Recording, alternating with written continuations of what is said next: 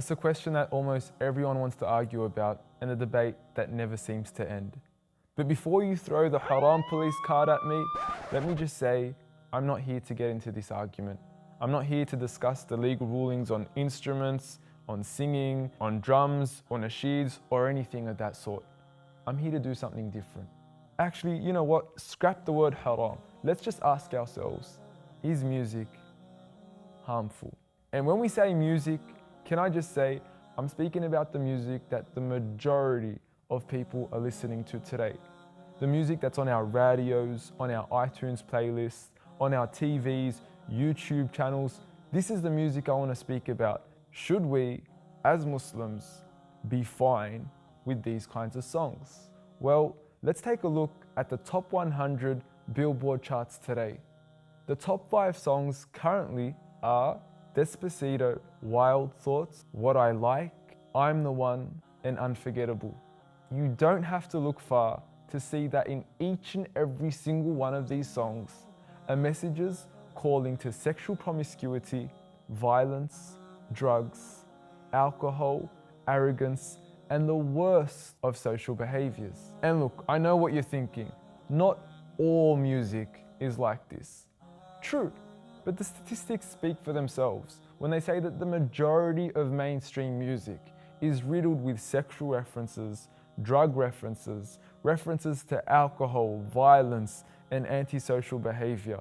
And by the looks of it, it is only getting worse year in, year out. And as I said, I'm not here to argue about the different opinions and rulings on instruments, because in all honesty, we're well beyond this argument. There's no point in arguing whether or not instruments are halal when little kids are listening to people like Nicki Minaj. Honestly, we need to move forward and just admit something for what it is. It's wrong.